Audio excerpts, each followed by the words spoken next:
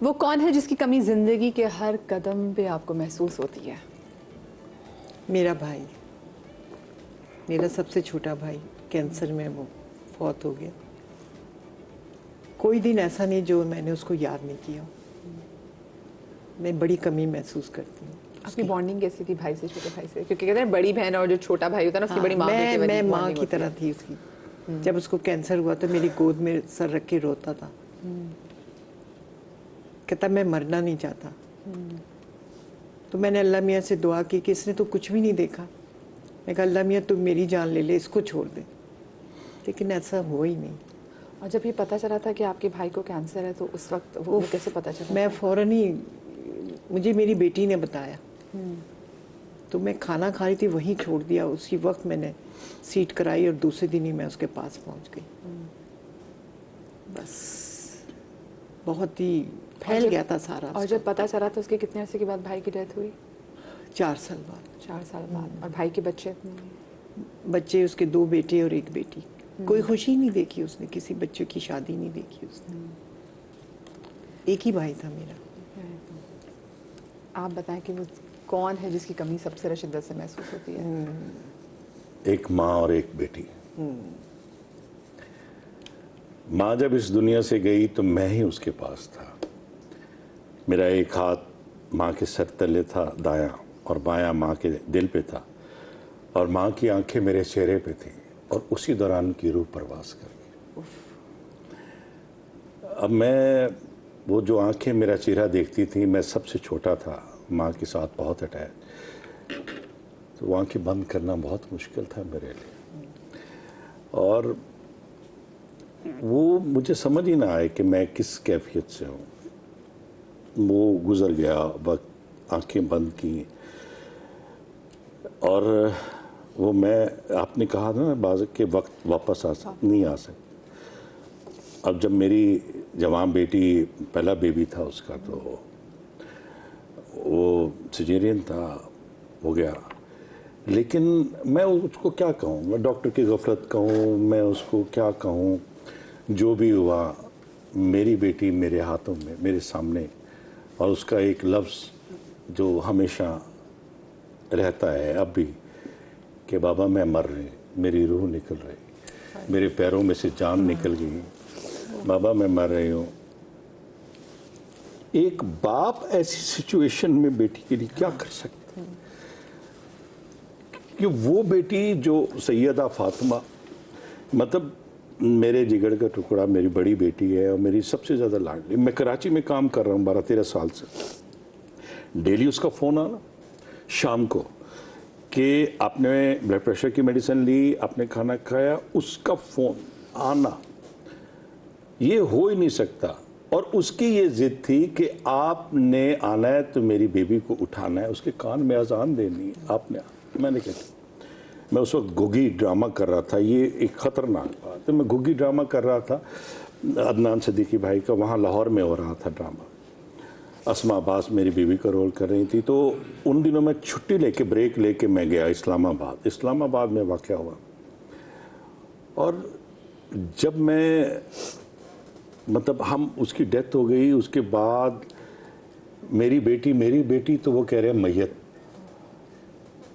मैं कह रहा हूँ मेरी बेटी कहाँ है? मैंने उसको, वो डेड बॉडी। अब देखें ना, ये लफ्ज़ उस बाप के लिए कितने तकलीफ दे हैं कि डेड बॉडी हो गई, एक लम्हे में मैयत हो गई वो। और उसके बाद फिर हम निकल आए, वो बच्ची को जन्म दिया, सब कुछ वो उसमें भूल गए। उससे जो मुश्किल लम्हा था कि लोग वीडियो बना रहे थे, लोग बहुत इंसेंसिटिव होते हैं। जब वो वीडियो बना रहे थे तो ये एक बहुत तकलीफ दे बात थी। अब मैं किसी से कह भी नहीं सकता था कि यार क्यों ऐसा कर रहे हैं। अब हम बाहर निकल आए, समझ नहीं आ रही क्या है, लोग आ रहे हैं, मिल रहे हैं, जिसको पता लग रहा है दुनिया आ रही है। इतने में वो जो उस वार्ड की इंचार्ज थी, वो आके कहती है आप अपनी नवासी भूल गए उठाना, नर्सरी में आपकी नवासी पड़ी। मैं वो जो गया हूँ, नवासी को उठा। अब मतलब माँ ने बेटी नहीं देखी, बेटी ने माँ को नहीं देखा, हम बस वहाँ से बस नवासी हाथ में थी। दुनिया है, फोटो बना रही है, वीडियो बना रही है, किसी को कोई एहसास नहीं। ये चीज़ें जो दुनिया में क्या वापस पलट सकती हैं? ये लम्हे पलट सकते हैं? नहीं आ सकते। बस वो एक तकलीफ, एक चीज़। और फिर शूट मेरी ख़त्म हो गई, मैं 15-20 दिन मैं मुल्तान में रहा, उसके बाद वापस आया शूट पे, तो आगे बेटी की शादी के सीन थे। Oh my God. उसमें बेटी की शादी के सीन, ढोलक बज रही है, बैठे हैं, बेटी के माथा चूम रहे हैं, बेटी को रुखसत करे, ये सारे सीन मैंने कैसे किए। Oh my God. मेरी जुबान में लुकना था, मैं बैठे बैठे ब्लैंक हो जाता था, मुझे बातें भूल जाती, मुझे डायलॉग भूल जाता था। फिर मैं रोया खुल के।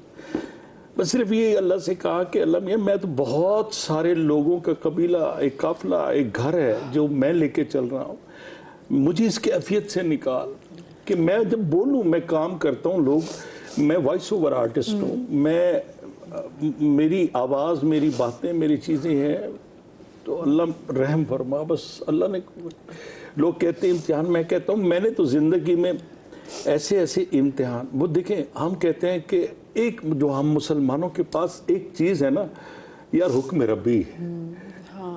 हमारे पास इतनी ताकत है यार, अल्लाह को यही मंजूर था यार, अल्लाह रहम करे, बस अल्लाह सब्र देगा। ये ताकत जो है ना आपको फिर एक बार उठा देती, वरना नहीं उठ सकता बंदा। आपकी नवासी का फिर क्या नाम रखा? उसका नाम भी फातिमा है। उसका नाम भी फातिमा रखा। हाँ, मेरे दामाद ने अपनी बेटी का नाम फातिमा रखा कि उस घर में फातिमा की आवाज़ आती रहे। और कितनी बड़ी होगी आपकी नवासी? अब वो 5 साल की हो गई है, 5 साल से दामाद के पास ही है। हाँ, उधर ही भतीजा है ना मेरा, भाई के घर। अब देखें, जैसे ही अगस्त आता है, 11 अगस्त को उसकी डेथ, ठीक है, मेरी बेटी की 11 अगस्त को वो पैदा हुई। Oh my God. जश्न चल रहा था बाहर, पूरी पिंडी के अंदर पूरा सजा हुआ था, जश्न था, और मैं डेड बॉडी के हवाले से हम जा रहे थे। तो अब ये सोचा है कि 11 अगस्त को हम बेटी की बरसी मनाएं या नवासी की सालगिरह मनाएं। Oh my God. तो हम सादात में फिर ये है कि हम चांद के हिसाब से रखते हैं, शादियां, खुशियां, बरसियां सब। तो 18 ज़िक़त को उसकी बरसी रख देंगे बेटी की, तो 11 अगस्त को उसको हैप्पी बर्थडे कहते हैं। मुझे मालूम है कि ऊपर फातिमा जो है ना, आपकी बेटी बड़ी खुश होंगी, और जनाब फातिमा तो ज़ारा की कनीज़ी में होंगी, और इससे अच्छी ज़िंदगी और कोई हो नहीं सकती। मैं एक छोटी सी ब्रेक लेंगे, हम ब्रेक के बाद वापस आते हैं।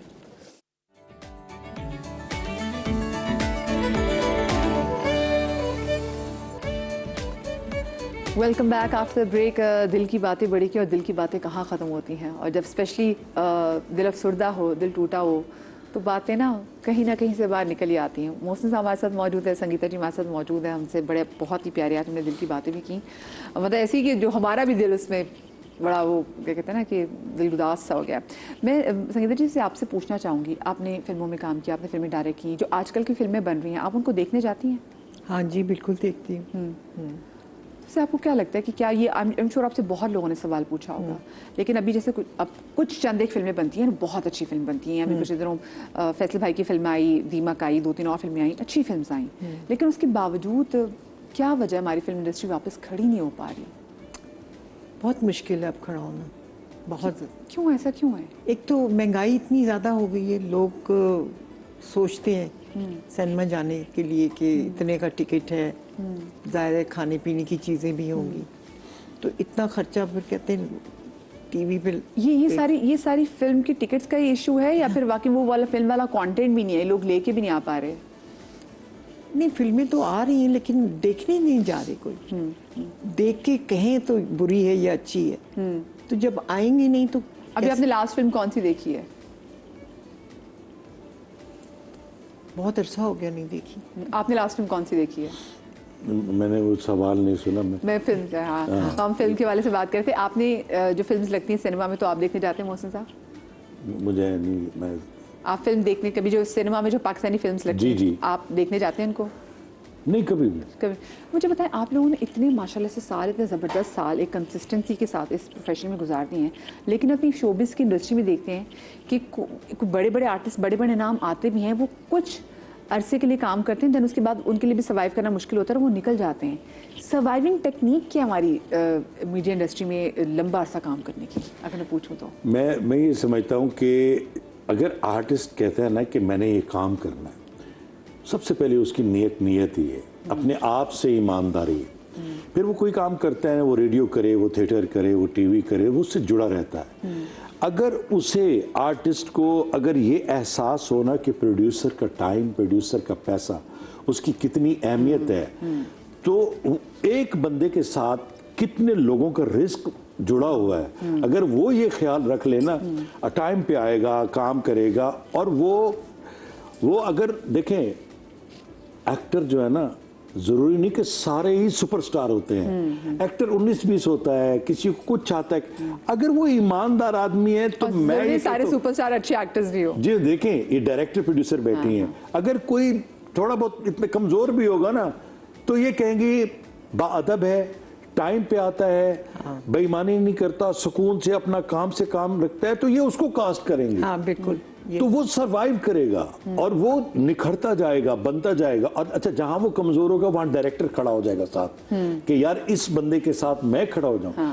उसको म्यूजिक में कवर करेंगे, उसको फ्रेम में कवर करेंगे, उसको खूबसूरत बनाएंगे, वो फीमेल हो या मेल हो, अगर वो ईमानदारी से काम कर रहे हैं। आपने बादब होने की बात की, मुझे पता है जो आजकल का नया आर्टिस्ट है, जो नए लोग आ रहे हैं, जो यंग जनरेशन आ रही है, वो उतनी बादब है जितने आप लोग अपने टाइम में बादब थे। जैसे आपने आते साथ ही शो के आगाज में आपने अपने मौसम को याद भी किया, आपने अपने सादों के नाम भी लिए, ये हैं जो बाअदब है ना, वो आप देखेंगे। मैं सबसे पहले मैंने आयजा का एक लफ्ज बोला, आयजा खान हो गई, सजल हो गई, सबूर हो गई, और एबा बुखारी हो गई, ये हमारी दुरेफिशा हो गई, ये सारे के सारे जितने भी हैं ना, वो निमरा साहिबा है, और ये सब के सब बाअदब में जो चल रहे हैं।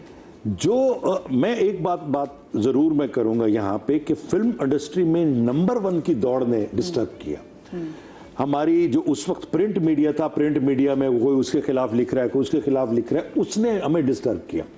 अब वो चीज आ गई है हमारे, ये फिल्म से है ना, ये मेरी बात की तायीद करेंगी, अब आ गई है वो टीवी में।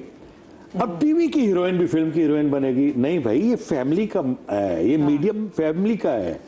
यहाँ की आर्टिस्ट अगर फिल्म की हीरोइन बनेगी, वैसे बाल हो, उतने बजे आएंगी, तो वो कैसे चलेगा? ये इनको सामना करना पड़ा, फिल्म में भी और टीवी पे। अच्छा, मुझे बताएं, जैसे वो उस टाइम बड़ी खबरें आती थी कि जो फिल्म एक्ट्रेसेस हैं वो एक दूसरे के बारे में बड़ी साजिशें होती थी, तो ये वाकई ऐसी चीज होती थी जो अखबारों में भी छपती थी? नहीं, बिल्कुल भी नहीं होती थी। सबकी दोस्ती थी, वो तो आपस में कहती कि हमें तो जहर देने की भी कोशिश की गई, जब इनके इंटरव्यूज हो तो हम इतनी बात, ऐसा कैसे हो सकता है? आपको ना पता, आपके पास आगे शिकायतें नहीं करती थी? नहीं, मैं मतलब मीरा और रीमा में था थोड़ा। बदिया साहबा, एक बात मैं इनकी जरूर कहना चाहता हूँ, और वो सबके लिए ऐलान जंग होगा या उनके लिए डम डम डम होगा। वो ये होगा कि डायरेक्टर प्रोड्यूसर को कोई तंग करे, डेट दे के इनकार कर दे, या वो ब्लैकमेल करे कि ये फंसे हुए हैं, आप ऐसा करें, इतने पैसे भिजवा दें तो मैं आऊंगी, ये होगा तो मैं करूंगी। इन्होंने कहा ये हमारी चीजें तय है, आप सेट पे आएंगी, आपको पेमेंट मिलेगी। नहीं, ऐसा नहीं, मुझे ऐसा है, मतलब आप ट्रस्ट नहीं कर रहे ना अपने प्रोड्यूसर डायरेक्टर पे। तो इन्होंने, याद है हमारे साथ एक मैं वही कह रहा हूं, इन्होंने एक बहुत कमाल काम किया। इन्होंने कहा कोई बात नहीं, मैं डायरेक्टर हूं ना, मैं छोटे से कैरेक्टर को उठा के स्टार बना सकती हूँ, तो आप स्टार को मैं गायब भी कर सकती हूँ। इन्होंने कमाल ये किया, मैं नाम नहीं लेता उस आर्टिस्ट का, इन्होंने दूसरी आर्टिस्ट को कास्ट किया, जहां जहां वो दूर मास्टर शॉट में थी, वो वहां एक्स्ट्रा होके रह गई। दूसरी आर्टिस्ट के इन्होंने क्लोज बनाए, उसको कैरेक्टर करवाया, वो स्टार बन गई और स्टार एक्स्ट्रा बन गई। हाँ। ये मुझे डायरेक्टर चाहता है तो ये भी करता है, अगर उसको तंग करोगे, ब्लैकमेल करोगे। हाँ, ये वैसे कितनी पुरानी बात है? ये तो कोई 3 साल पुरानी, 4 साल पुरानी, ये 3-4 साल पुरानी बात है। 4 साल, ठीक है। अच्छा, हुआ क्या था ये बताएं? आउटडोर सारी उसने की, और उसके बाद जब डेटें आई, सारी मेरी कास्ट थी, तो एन मौके पे उसने किसी फिल्म को डेटें दे दी। उसने कहा ये डेटें तो नहीं है मेरे पास। मैंने कहा भाई मैंने तो पहले ही लिखाई थी। उसने कहा नहीं मैं नहीं आ सकती। मैं कहा ओके। मैंने दूसरी आर्टिस्ट को लिया उसी जगह पे और उसको एक्स्ट्रा बना दिया उसमें पूरे ड्रामे में। तो बाद में उन्होंने कहा नहीं कि क्या किया आपने उसके साथ? नहीं, पैसे तो दिए हुए थे ना मैंने। पैसे आपने पूरे उनको इसने दिए थे? नहीं, किसके हिसाब से दिए थे? अब किसके हिसाब से दिए हाँ, थे? तो संगीता फिर हम बताएं लोग तो ये भी कर सकते हैं। हाँ, और ये मजे तो की बता रहे। बात- और कितना वैसे मुश्किल होता होगा कि अगर दो हीरोइनों की, दो आर्टिस्टों की आपस में अगर लगती हो तो उनको साथ काम कराना, क्योंकि फिर तो शिकायतों का अंबार होगा। जरा मैं चाहती कि ये थोड़े ना, I want her to spill the beans, ठीक है? तो मुझे छोटी सी ब्रेक लेनी है, ब्रेक के बाद हाजिर तक मजा आएगा।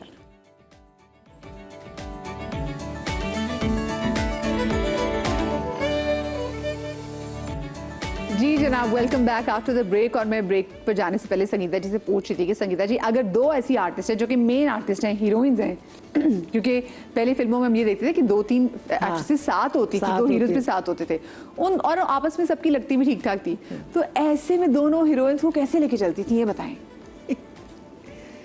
बस वो मेरे डर की वजह से नहीं लड़ती थी लेकिन आपस में बड़ी लगती थी इनकी। सबसे ज्यादा किसकी लगती थी? मीरा और रीमा की। और कौन किसका किरदार खा जाता था? वो कहते हैं ना हमारा किरदार खा गई, ये कर लिया वो कर लिया, तो क्या नहीं, होता था? ऐसे कोई बात नहीं है, लेकिन ये कि बड़ी लगती थी। वो कहती थी मैं नंबर 1 हूँ, वो कहती थी मैं नंबर 1 हूँ। और सबसे ज्यादा आपको धीमी कौन थी वैसे? धीमी तो साइमा थी, बहुत, ना किसी की बात करनी ना कुछ करना, बड़ी डिसेंट है वो इस मामले में। अच्छा, जहाँ पे सबकी हीरोइंस की आपस में लड़ाई हुई होती थी तो वहाँ पे साइमा जी की भी ऐसी लड़ाई होती थी? नहीं नहीं, कभी भी नहीं, कभी नहीं। उन्होंने किसी आर्टिस्ट की बुराई नहीं की कभी, अपने काम से काम रखती थी बिल्कुल।